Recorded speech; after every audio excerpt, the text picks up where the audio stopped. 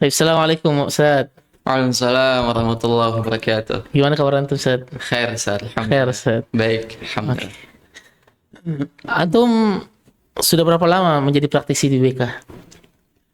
Kalau praktisi BK, profesional maksudnya Ustaz ya? Iya ya, Kalau profesional mungkin 2 tahunan. 2 tahunan. Kenapa tertarik dengan profesi ini? Mungkin kalau dibilang tertarik secara profesional ya, karena sebelumnya di dunia sosial mungkin ya aktif di kegiatan yang konseling-konseling begitu juga. Seperti apa kegiatan itu? Kalau yang selama ini jalan, jadi 2016 itu aktif di dunia ruqyah, Ustaz. Dunia ruqyah. Tapi bukan yang bayar-bayar Oh, gitu gitu. ya. Ini Yang pakai garam itu Ustaz. bukan. Ini niatnya dakwah emang, bantu. Nah, ternyata di dunia ruqyah itu lebih banyak ke tazkiyatun nufus. Bukannya kalau ruqyah itu cuma baca Quran? Tidak. Oh, tidak. Kalau perumpamannya itu lalat lah, ilmu lalat.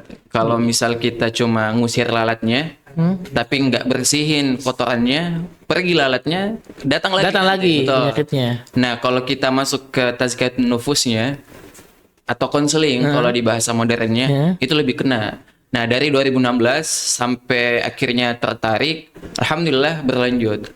Oh, makanya dari situ mulai bibit untuk suka dunia konseling Kayaknya mulai dari situ sampai sekarang ya. sampai sekarang alhamdulillah. Jadi walaupun jadi kalau orang senang sama kerjaannya itu dia nggak ngerasa capek ya? Atau antum tetap capek kalau konseling orang misal? Kalau jujur mungkin capek manusiawi, Manusia. tapi kesannya yang tidak terbayarkan itu ada gitu. Jadi kayak, wih seru bisa bantu orang. Oh, gitu. Ada batinnya. Tapi orang yang dikonseling kan yang dia bawa masalah. Masalah semua. Itu dengar masalah itu gimana? Itu capeknya mungkin. Jadi awal-awal itu yang Berarti antum memang hobinya dengar masalah ya? ini, Kan memang. ngumpulin sampah. sampah emosional. Ah, gitu. Sampah emosional. Iya, jadi betul kalau di konseling itu setiap kan kalau di konseling istilahnya bukan pasien, tapi ada namanya konselor. Konselor itu kita pelakunya. Kemudian konseli itu kliennya. Kliennya. Jadi disebut konseli atau klien, bukan pasien. Kalau di dokter ya baru Pasien. pasien. Nah, Kalau ruqyah? Ruqyah mad'um. Nah, kalau mereka datang itu kan biasanya sudah punya tujuan. Tujuan untuk dibantu biasanya. Dibantu dengan masalah macam-macam. Macam-macam ya? Masalah keluarga, masalah diri sendiri, entah di mental, isu atau segala macam.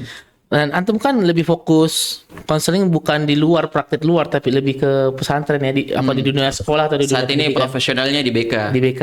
bimbingan konseling. Apa yang paling banyak tujuan orang tua itu masukin anaknya ke pesantren? Nah, ini menarik mungkin kalau kenapa kan beberapa tahun belakangan ini pesantren makin rame ya. Oh, boom pesantren tahun ini. Masya Allah. Makanya tadi itu dari orang-orang sekolah, orang-orang Dignas bilang makin sepi SMA. Di sekolah mana itu? Di beberapa sekolah yang berada di Maros, katanya makin sepi pendaftar. Malah pada ke pesantren katanya. Oh, sekolah umum sepi. Sekolah umum sepi. Ya semoga itu juga sebagai kemajuan dakwah ya. Iya. Masuk orang tua sudah mulai sadar masukin anaknya ke pesantren. Kalau yang pengamatan anak pribadi, orang tua tadi kenapa masukin anaknya ke Pesantren. pesantren? Mungkin kesadaran yang paling pertama, orang tua itu sadar kalau pergaulan di luar itu lebih bahaya. Nah, Itu yang pertama. lebih utama. Bukan untuk melepas tanggung jawab. Ah, itu juga makanya karena takut sadar dia lihat pergaulan di luar ini sebahaya itu. Itu yang pertama. Yang kedua dia sadar saya tidak bisa menjaga dan mendidik anakku. Betul, betul. Nah, akhirnya cari solusi. Kasih masuk saja pondok. Aman, dia lepas jalan-jalan pacaran ulang gitu. Tapi ya itu bahaya juga kalau cuma begitu niatnya. Kalau cuma masukin pondok supaya dia berlepas dari mendidik secara orang tua nih, mendidik anaknya. Tapi kan kalau masukin pondok orang tua kan jauh dari anaknya. Apa peran orang tua di rumah? Kalau anaknya di pondok kan anaknya di pesantren jauh dari dia. Gimana dia mau mendidik anaknya dari jarak jauh? Ah, betul. Nah, itu tadi yang Anda sempat sampaikan, bahayanya kalau orang tua tadi cuma melihat, wah, pergaulan di luar bahaya. Sementara anak-anak ini tidak ada jaminan kalau dia sekolah luar bergaul dengan pergaulan yang bebas itu. Nah, dia masukin ke pondok tuh supaya jaga-jaga. Betul. Cuma jadi bahaya kalau dia cuma niatinnya seperti itu. Karena akhirnya dia cuma nitip. Iya, kayak nitip sandal.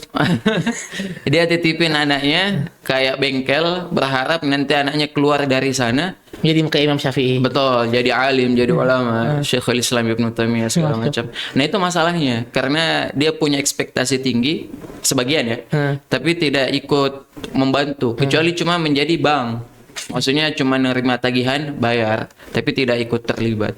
Nah, itu yang banyak Iya. terjadi. Terus gimana harus orang tua harus ngapain? Ikut terlibat. Gimana cara terlibatnya? Nah, ikut terlibat membantu pendidikan anak itu, membangun kerjasama sama pondok di sini konteksnya kan. Nah, jadi dibangun kerjasama pendidikan. Ana selalu sampaikan ke orang tua kalau di profesionalnya ya, di ruang konseling, anaknya mereka itu di kita santri yang sementara statusnya, entah dia lulus atau pindah atau dikeluarkan. Ana sengaja bilang dikeluarkan terakhir. Pondok insya Allah membina dengan Membina baik. ya. Nah, intinya mereka itu statusnya sementara di kita sebagai santri, tapi sebagai anak di orang tuanya itu selamanya. Nah, makanya penting membangun kerjasama antara pondok dengan orang tua. Pondok sudah bangun pondasi, mengajarkan anaknya agama dari awal sampai insya Allah ke tingkatan yang terus berlanjut begitu. Tapi sampai rumah, apakah pas libur atau sudah lulus dari kita, itu tidak dijaga pondasi tadi. Bahkan sebagian orang tua, dia sendiri yang hancurkan pondasi yang sudah kita buat. Nah, itu tidak kerjasama itu. Itu tidak kerjasama. Kerjasama dengan pesantren atau pondok. Taib. Terus Ted, apa dampaknya kalau seandainya orang tua hanya titip di pesantren, tapi dia tidak peduli, kurang peduli. Dia hanya bilang, udahlah Ustadz aja yang ngurus. Dampaknya pasti banyak. Pertama untuk dia sendiri sebagai orang tua. Yang kedua merugikan anaknya. Nah, kalau untuk dia sendiri orang tua, dia akhirnya nggak kenal siapa anaknya itu.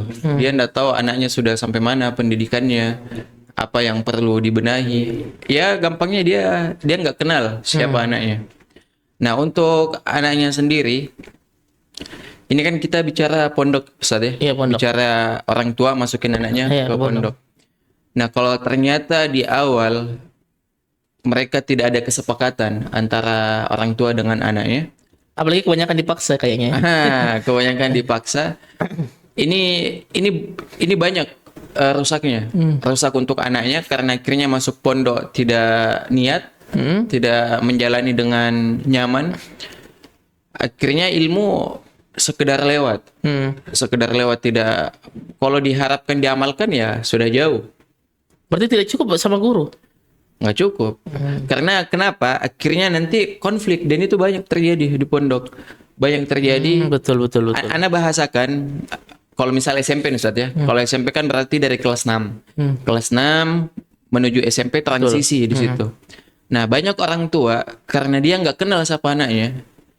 Dia kalau sudah dipanggil nih ada masalah, datang ke BK atau ke kantor lah.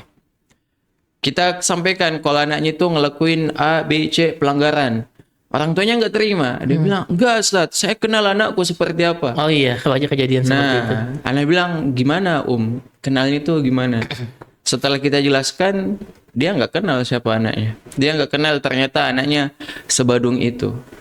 Nah, tadi yang anak bilang SD ke SMP, kenapa anaknya tidak melakukan konfrontasi ya, melawan dan segala macam? Karena dia belum punya power, Ustaz. Jadi ini catatan atau titipan untuk orang tua. Kadang kalau kita lihat anak kita itu nurut aja di masa SD ya, transisi ke SMP atau dia SMP ke SMA, itu bukan berarti dia tidak bisa ngapa-ngapain. Tapi saat itu belum punya power, belum ada daya. Nanti kalau dia sudah tahu cara bergaul, gimana caranya survive di luar, akhirnya kabur ngelawan. Udah, itu sudah umum terjadi. Makanya banyak yang orang tua bilang anak saya itu satu SMP atau SD itu BB aja, Iya, kau masuk pondok Badung gitu. Nah, kalau Anda bilang topeng atau kamuflase, orang tua itu topeng, Om. Tunggu aja nanti.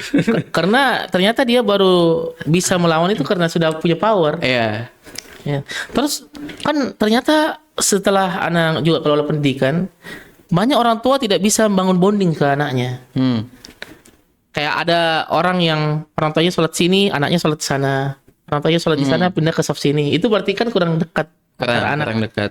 Nah, gimana memulai bonding? Kalau seandainya orang tua baru sadar, oh ternyata saya kurang memperhatikan anak.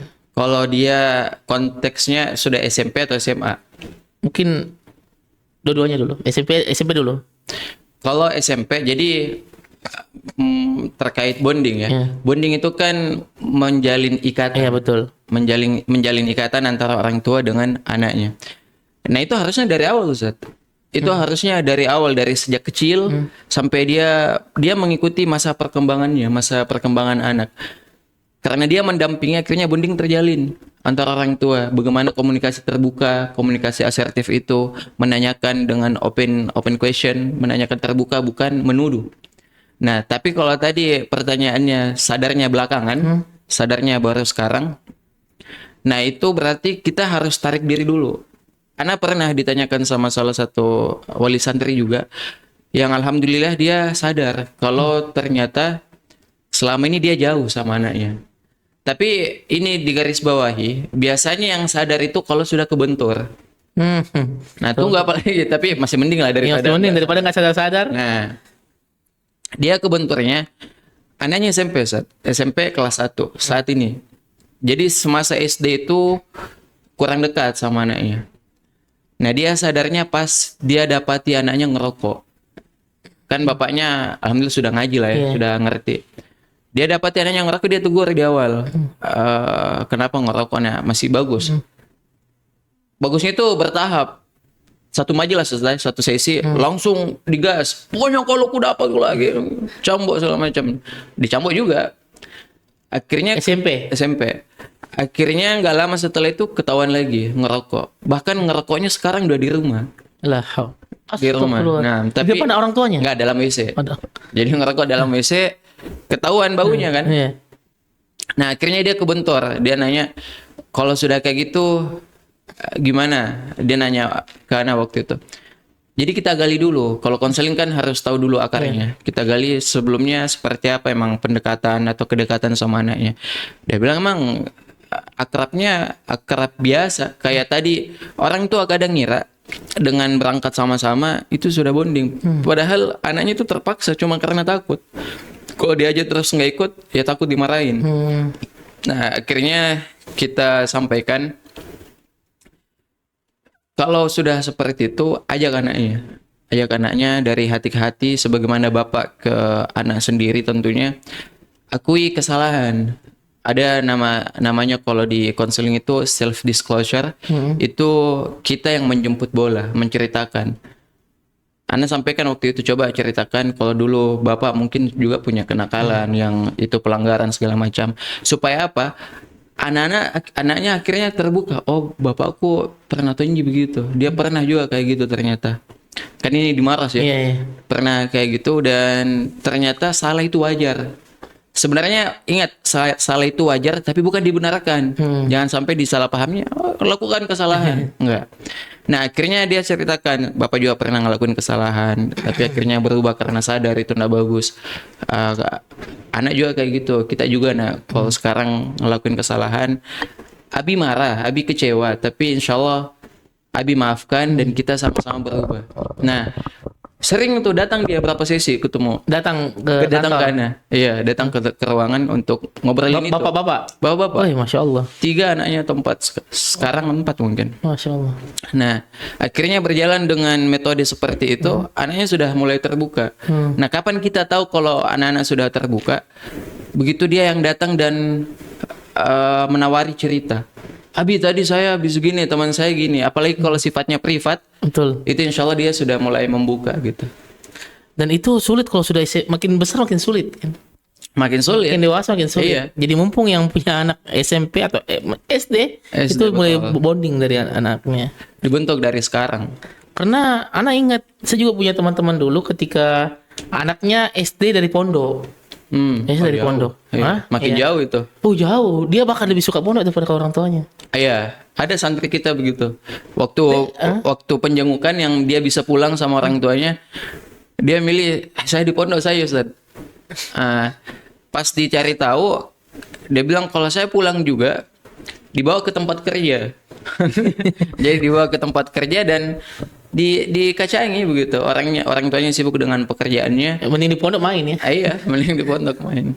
Taib. Terkait pola komunikasi orang tua. Kalau seandainya anaknya mondok, kalau orang tua nelpon atau jadwal nelpon ke anaknya, penting nggak orang tua ngangkat anaknya, telepon anaknya itu? Penting banget malah.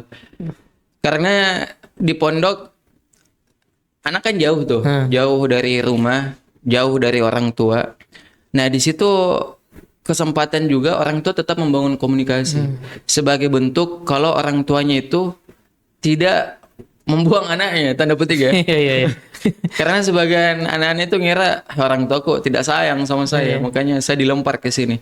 Nah, kalau ditelepon, ditanyakan kabar, nah penting juga nelpon, tapi apa yang dibahas?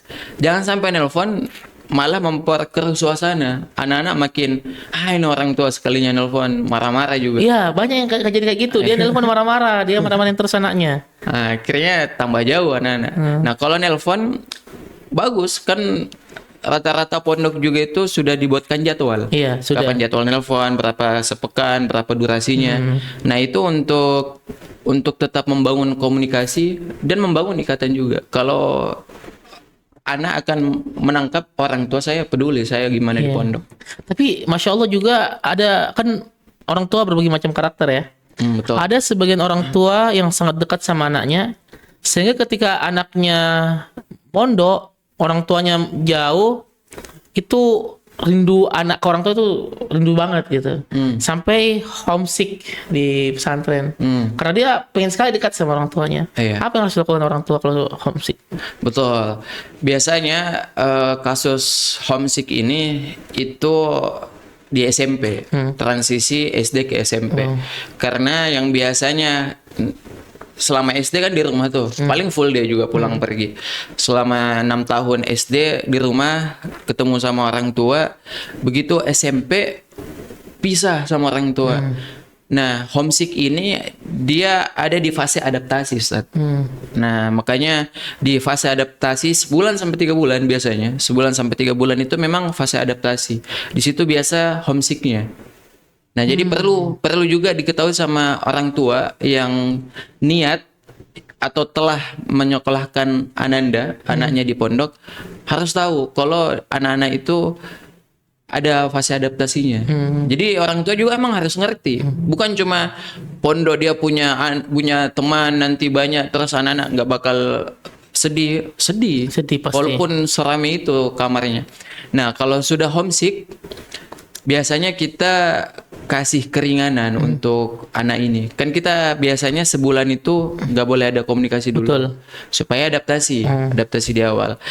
Tapi kalau betul-betul butuh, setelah kita ukur dan ternyata anaknya ini butuh, karena pernah ada kasus dia psikosomatis.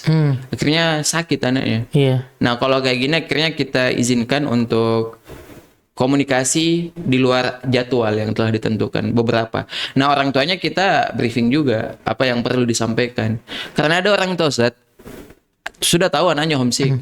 Ditanya lagi, nak atau abang atau kakak nggak kangen sama rumah, main sama adik. Allah. Tambah rusak gitu, tambah homesick, tambah mau pulang ya. Harusnya orang tua baik abinya atau uminya itu menguatkan. Nah, ini masa adaptasi, bukan cuma kamu yang kangen. Kami juga di rumah agak berat untuk Jadi melepas. saling ini. Jadi saling menguatkan.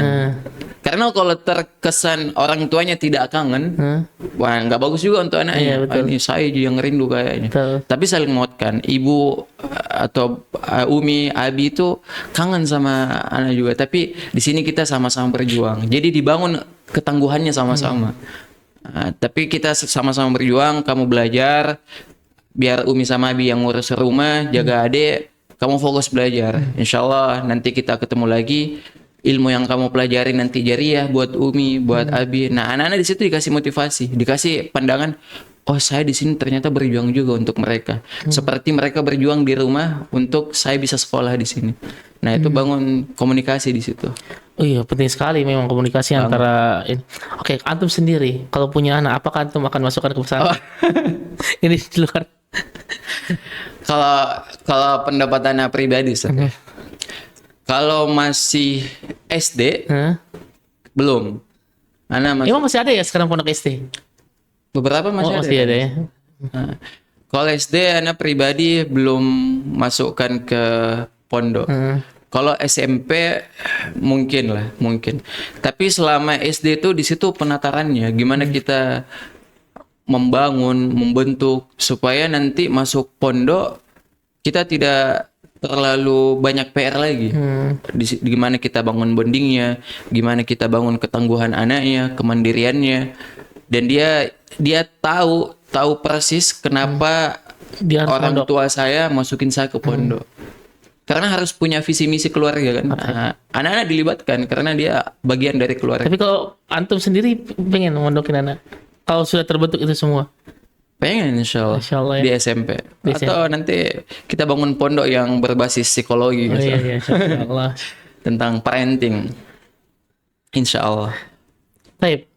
Kadang-kadang orang tua juga itu sering cekcok dengan pesantren terkait aturan, terkait jam kunjungan, terkait telepon, bahkan kadang-kadang sebagian oknum orang tua itu tidak mau taat sama aturan pesantren. Itu berdampak nggak sih sama anaknya?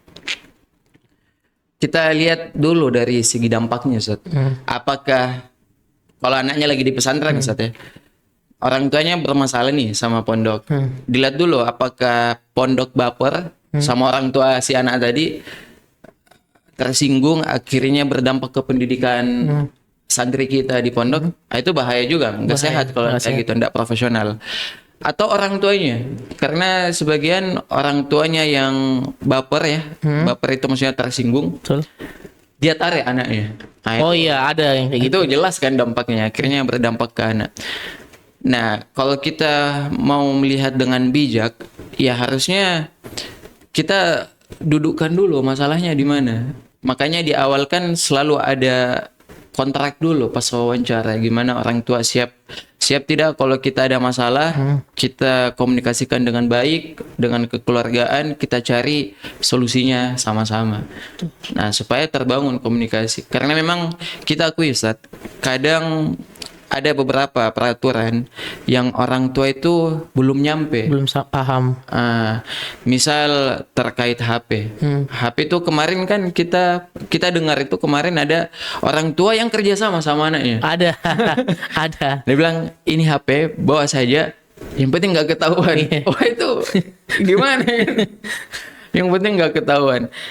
Nah, orang tua punya dalih kalau ada HP gampang komunikasinya, kangen tadi. Makanya tadi kita sampaikan masukin pondok itu perjuangan dua pihak. Iya. Orang tuanya sama anaknya, berjuang sama-sama. Nah, berjuang yang positif. Jangan berjuang karena kita sama-sama kangen nih HP.